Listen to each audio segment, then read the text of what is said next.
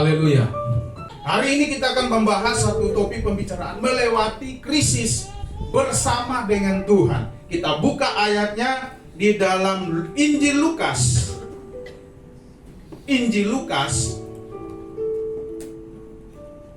pasal 5, 4, 5 dan 6. Ada 3 ayat di sini.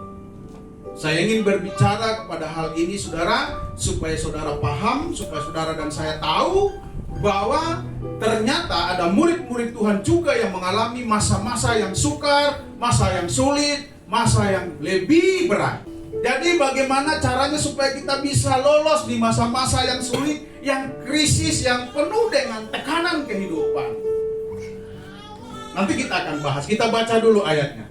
Setelah selesai berbicara, ia berkata kepada Simon Petrus, "Bertolaklah ke tempat yang dalam dan tebarkanlah jalamu untuk menangkap ikan."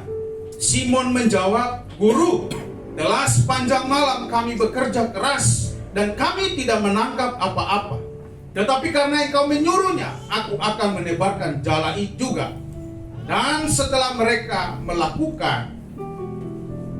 melakukannya, mereka menangkap sejumlah besar ikan sehingga jalan mereka mulai koyak.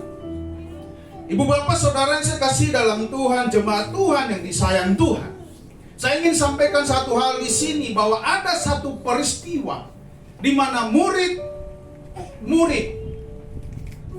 mengalami masa yang sulit waktu itu. Simon ini belum ditangkap menjadi murid Tuhan. Sebelum dia menjadi pengikut Kristus, diadopsi menjadi murid Tuhan, diangkat menjadi murid Tuhan, dia mengalami masa yang sulit, masa yang krisis. Semalam-malaman mereka mencari ikan, mereka tidak mendapatkan hasil yang memuaskan. Semalam-malaman mereka bekerja berlelah, mereka tidak mendapat hasil yang membuat mereka gembira, membuat mereka bersuka cita. Tiba-tiba ada seseorang berkata, "Tebarkan jalan, dorong perahumu ke tengah, tebarkan jalan." Secara logika, secara pemikiran, hal ini sangat tidak masuk akal. Karena sepanjang malam mereka sudah mencari berlelah, tetapi tidak mendapatkan. Sehingga ada dialog di situ, dikatakan di situ, Simon menjawab, "Guru, telah sepanjang malam kami bekerja keras dan kami tidak menangkap apa-apa. Tetapi karena engkau menyuruhnya, aku akan menebarkan jala juga." Simon Petrus berusaha untuk menerangkan posisi mereka waktu itu. Ini loh yang terjadi, bahwa semalaman ini kami berusaha bekerja sekuat tenaga, namun tidak ada hasil. Saya tidak tahu berapa banyak pekerjaan usaha yang kita lakukan dan mengalami kegagalan. Saya tidak tahu berapa banyak yang kita kerjakan dan tidak membuahkan hasil. Saya tidak tahu apa yang saudara kerjakan hari-hari ini, mungkin itu mengecewakan saudara. Tetapi kalau engkau berjumpa dengan tokoh ini, Yesus Tuhan yang kau percayai, Dia akan melakukan perkara besar kalau engkau percaya kepada apa yang Dia katakan. Mengapa banyak anak-anak Tuhan gagal, orang percaya tidak bertumbuh imannya? Karena mereka mendengar suara Tuhan, namun tidak percaya kepada suara Tuhan. Bagaimana caranya supaya kita bisa betul-betul mengerti cara Tuhan mau bekerja dalam hidup kita, saudara? Supaya kita bisa melewati krisis, supaya kita bisa melewati masa yang sulit, masa yang sukar. Pertama yang kita harus lakukan adalah, dikatakan di sini saudara, memiliki cara hidup yang benar. Cara hidup yang benar. Untuk lolos dari krisis yang sulit, krisis yang menekan kita, situasi yang buruk yang kita hadapi, kita harus hidup benar. Hidup benar itu artinya hidup di dalam kebenaran. Jangan ketika kita suka, ketika kita sulit, ketika kita mengalami banyak masalah, kita justru tidak hidup benar. Petrus melakukan hal yang benar. Dia berjumpa sang Maha Guru, dan Maha Guru berkata, bertolak. Ada satu perintah dikatakan di situ, Yesus ngomong, saudara, bertolaklah ke tempat yang dalam. Saudara tahu bahwa tempat yang dalam itu tidak aman. Tempat yang dalam itu tidak baik. Tempat dalam itu bisa membahayakan. Tempat dalam itu bisa membuat kita jadi korban. Tetapi kita harus masuk ke tempat yang dalam. Kita harus bertolak ke tempat yang dalam. Tempat yang dalam itu berbicara juga masalah-masalah yang akan ada di hadapan saudara dan saya. Masalah yang dalam itu juga berbicara tentang situasi, kondisi dunia di mana saudara berada hari ini. Tempat yang dalam itu juga berbicara tentang orang-orang yang mungkin saudara akan hadapi dalam kehidupan ini. Yang mungkin saja akan membuat kita tidak berhasil, yang membuat kita akan merugi, membuat kita akan mengalami kesulitan. Itu tempat yang dalam. Tidak ada alasan untuk kita menghindar, tapi engkau harus maju di tempat yang apa? Di tempat yang dalam. Banyak orang tidak mau ikut Tuhan karena mau menghindari masalah. Tahu ke saudara, Yesus pernah ngomong, kalau kamu mengikut aku, kamu akan dibenci semua orang. Oleh karena apa? Nama. Ada orang ikut Tuhan Yesus hanya ingin makan roti. Tahu peristiwa Tuhan Yesus memberi makan 5.000 orang? 5 roti 2 ikan. Yesus ngomong, kamu mengikut aku ini bukan karena kamu melihat tanda-tanda, tapi karena kamu sudah makan roti. Ada orang yang ikut Yesus hanya karena ingin memperoleh berkat. Ada orang yang ikut Yesus hanya ingin karena dia ingin berhasil mendapat hidup yang lebih baik, lebih nyaman, lebih tercukupkan. Tipe-tipe orang seperti ini tidak berani melangkah ke tempat yang dalam. Tempat yang dalam itu berbicara pertaruhan hidup kita dan kenyamanan kita. Tempat yang dalam itu berbicara antara hidup dan mati. Amin. Tetapi engkau harus melangkah. Persoalannya, engkau melangkah bersama siapa? Kalau engkau tidak disuruh Tuhan untuk melangkah ke tempat yang dalam, jangan mencobai Tuhan. Amin. Jangan menganggap aku bisa, aku hebat, aku sanggup. Hati-hati, saudara. Itu bisa kecewa. Tetapi kalau engkau yakin bahwa Tuhan meneguhkan panggilanmu untuk melangkah, menyuruhmu untuk pergi, maka lakukanlah dengan iman. Bertolaklah ke tempat yang dalam dan tebarkanlah jalanmu untuk menangkap ikan. Semua kita butuh ikan. Semua kita butuh kehidupan. Semua kita butuh makan. Ikan itu bicara makan. Ikan yang ditangkap dijual jadi duit. Duit dijadikan bahan untuk membeli kebutuhan.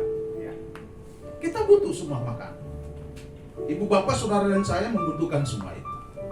Tidak ada seorang pun dalam dunia ini yang tidak butuh makan. Semua kita butuh makan.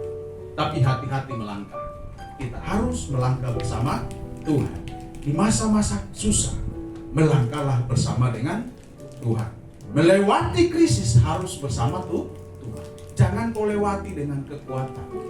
Jangan kau lewati dengan kemampuan. Jangan kau lewati dengan apa yang kau punya. Tapi lewati bersama Tuhan.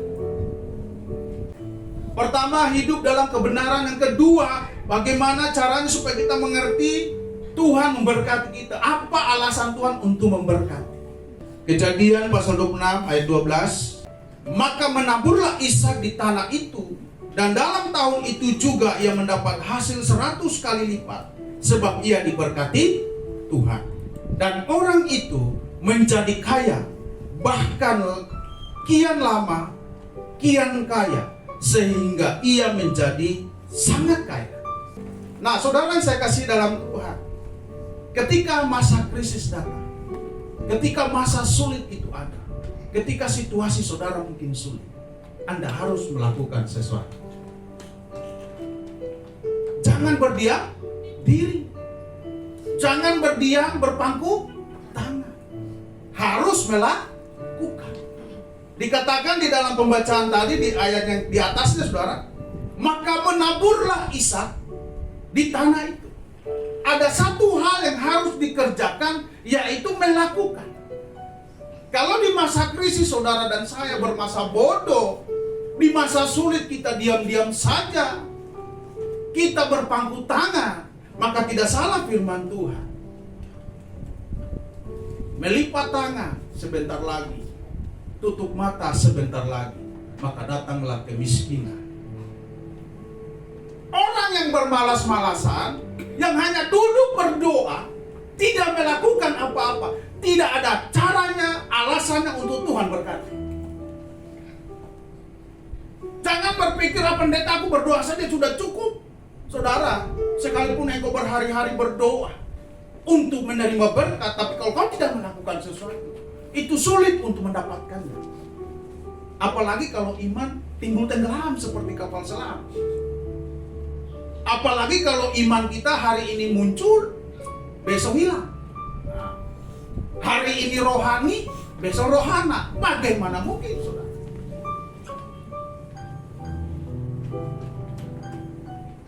Kalau iman kita sempurna, maka ya udah berdoa aja. Dalam nama Tuhan Yesus saya sudah dapat berkat. Ada orang kirim. Tapi Tuhan bukan seperti itu, membuat saudara dan saya manja. Amin. Ishak adalah salah satu tokoh di Alkitab yang dekat dengan Tuhan. Ishak itu anak Abraham. Anak Abraham yang hampir dipersembahkan di Gunung Moria. Dia begitu cinta Tuhan, dia begitu sayang Tuhan. Tapi dia tidak bermalas-malasan. Ada yang dia kerjakan, yaitu menabur. Saya mau beritahu kepada kita hari ini, apapun keahlian saudara, gunakan itu untuk alasan Tuhan memberkati saudara. Apapun yang saudara bisa buat dalam kehidupan saudara. Saudara bisa goreng pisang, bisa goreng ubi, buat lombo ubi. Lakukan itu dengan iman. Itulah cara Tuhan untuk memberkati saudara. Tapi kalau engkau pintar memasak, pintar goreng ubi, pintar goreng pisang, engkau tinggal diam, tidur dalam kamarmu, jangan minta Tuhan berkati. Karena tidak ada alasan untuk Tuhan berkati. Orang yang bekerja pasti makan. Amin. Orang yang melakukan sesuatu pasti diberkati. Kita lakukan dengan iman.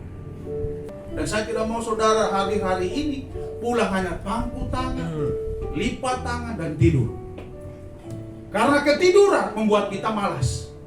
Saudara tahu Bapak Gembala apa yang dipikirkan? Bagaimana caranya supaya gereja kita bertumbuh besar, banyak jiwa yang kita jangkau. Apakah saya tinggal diam? Tidak. Berusaha untuk cari siapa yang saya mau pergi kunjungi.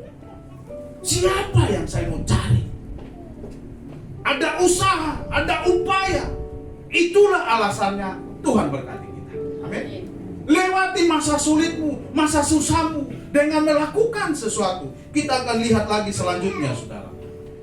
Kita lihat lagi 2 Korintus pasal 9 ayat 6-10. Orang yang menabur sedikit akan menuai sedikit juga, dan orang yang menabur banyak akan menuai banyak juga. Hendaklah masing-masing memberikan menurut kerelaan hatinya, jangan dengan sedih hati atau karena paksaan, sebab Allah mengasihi orang yang memberi sukacita. Dan Allah sanggup melimpahkan segala kasih karunia kepada kamu, supaya kamu senantiasa berkecukupan di dalam segala sesuatu, dan malah berkelebihan di dalam segala pelbagai kebajikan. Ia yang menyediakan benih di ayat 10 bagi penabur dan roti untuk dimakan, ia juga yang akan menyediakan benih bagi kamu dan melipat gandakannya dan menumbuhkan buah-buah kebenaranmu. Ia yang menyediakan benih. Menabur artinya banyak taburan, banyak hal yang ditabur, saudara. Tapi yang kita tabur itu sumbernya dari Tuhan. Tuhan menyediakan benih. Benih tersedia. Benih berbicara keahlian, skillmu, kepintaranmu, kecerdasanmu. Anak saya lagi kita dorong. Anak saya tadi yang singer itu. Dia tanya mamanya, "Mah, saya mau bikin keripik udang. Bagaimana caranya?" Ya gorenglah keripik itu. Dan hari ini dia mulai berlatih untuk melakukan, saudara. Karena saya bilang, skill yang kau miliki Itulah cara Tuhan untuk memberkati. Kepintaran. Saya percaya semua kita punya keahlian. Amin. Ada yang ahli gergaji kayu bikin meja. Apalagi ada yang ahli ramu-ramu, bumbu. Semuanya kita punya keahlian, saudara. Mulai renungkan, apa ya keahlian saya yang Tuhan berikan untuk saya pakai di masa yang sulit, melewati masa krisis. Hadapi krisis dengan apa yang kau punya. Amin. Yang terakhir kita lihat 2 Raja-Raja pasal 7 ayat 1 dan seterusnya. Tapi kita akan baca di ayat 3 dan 4 saja. 4 orang kusta ada di depan pintu gerbang. Berkatalah yang seorang kepada yang lain, mengapakah kita duduk-duduk di sini sampai mati? Jika kita berkata, baiklah kita masuk ke kota, padahal dalam kota ada kelaparan, kita akan mati di sana. Dan jika kita tinggal di sini, kita akan mati juga.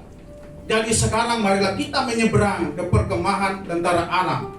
Jika mereka membiarkan kita hidup, kita akan hidup. Dan jika mereka mematikan kita, kita akan mati. Lalu pada waktu senja bangkitlah mereka masuk ke tempat perkemahan orang Aram. Tetapi ketika mereka sampai ke pinggir tempat perkemahan orang Aram itu, tampaklah tidak ada orang di sana. Sebab Tuhan telah membuat tentara Aram itu mendengar bunyi kereta, bunyi kuda, bunyi tentara yang besar, sehingga berkatalah yang seorang kepada yang lain, sesungguhnya Raja Israel telah mengupah raja-raja orang Het dan raja-raja orang Misrai melawan kita, supaya mereka menyerang kita.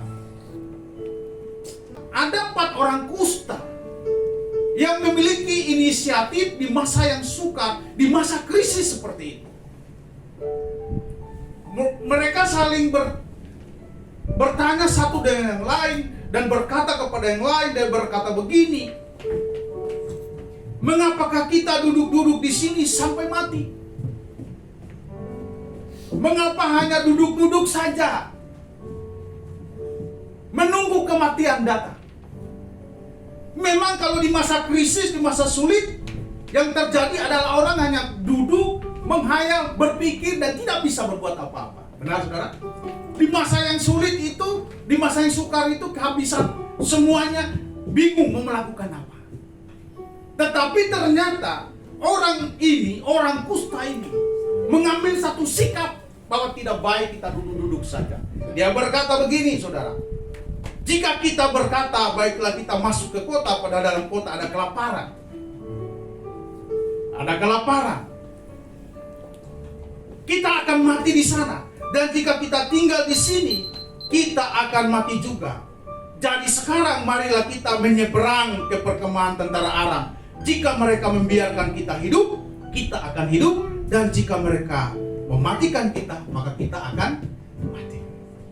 Satu-satunya ambil sikap, ambil keputusan di masa yang sulit, ambil satu sikap mental yang baik, lakukan sesuatu, kerjakan sesuatu. Jangan meratapi krisis, jangan meratapi kesukaran, jangan meratapi kesusahan.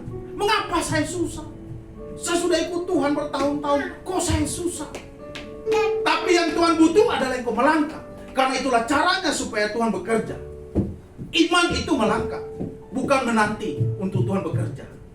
Iman itu tindakan, bekerja bersama dengan Tuhan. Amin. Melangkah bersama Tuhan, bergerak bersama Tuhan, maju bersama Tuhan. Itu iman. Ketika engkau melangkah bersama Tuhan, apa yang kau punya? Yesus berkata kepada murid-muridnya, apa yang kau punya? Engkau harus beri makan mereka. Apa yang kau punya? Kami hanya punya 5 roti, 2 ikan. Amin. Itulah yang Tuhan berkati. 5 roti, 2 ikan. Yang engkau punya diberkati Tuhan. Menjadi 12 bangkok. Menjadi berlipat ganda. Menjadi bertambah. Apa yang kau punya? Firman Tuhan yang sama berkata kepada saudara dan saya hari ini, apa yang kau punya? Hari ini, apa yang kau miliki? Tuhan, aku tidak punya apa-apa, tapi aku tahu membuat mie kering dengan enak. Kenapa kau tidak mencoba? Amin. Daripada kau meratapi nasib. Tuhan, aku tidak tahu menjual, tapi aku bisa ngomong. Nah, ibu-ibu itu paling pintar menjual sebenarnya, saudara ya. Karena dia tanpa diajar bisa mengomel sepanjang hari. Kenapa kau mengomel saja dan menjadikan itu omelan itu menjadi cara untuk menawarkan barang yang lebih baik kepada orang? Iya kan? Ngomel sepanjang malam, sepanjang hari di rumah. Kenapa tidak diubah itu menjadi yang positif untuk menawarkan barang ini loh sis, barang ini. Walaupun jelek, kalau orang pintar ngomong pasti laku sudah. Ini loh sis, barangnya ini bagus loh, padahal ada robek. Ini memang robek sis, tapi kalau sis pakai robek tidak kelihatan. Kenapa? Tertutupi dengan wajahnya sis yang cantik. Mana bisa sudah. Tapi karena ngomongnya bagus, daripada kau omelin suamimu sepanjang hari, lebih melatih. Pakai skill saudara, keahlian saudara, kepintaranmu untuk meraih berkat Tuhan. Amin. Maka masa yang sulit, masa yang susah pasti terlewati. Masih banyak yang kita mau bahas, tapi cukup hari ini ya saudara ya. Saya percaya Tuhan berkati saudara. Ingat, jadilah orang kusta yang punya sikap iman yang besar, melangkah. Engkau diam juga, engkau akan mati. Engkau melangkah, engkau tidak tahu apakah engkau akan mati, tapi harus kau mengambil keputusan. Di masa krisis, di masa yang sulit, harus ambil keputusan, melangkah bersama Tuhan. Jadi, lalui masa sulitmu, lalui masa-masa sukarmu, melewatinya dengan cara memandang kepada Yesus dan melangkah bersama Tuhan. Petrus berhasil menangkap banyak ikan karena dia melangkah taat apa yang Tuhan mau dia kerjakan. Amin. Jadilah jemaat yang taat. Jadilah jemaat yang mau mendengar apa yang Tuhan mau, apa yang Tuhan inginkan. Mari kita bangkit berdiri, kita berdoa.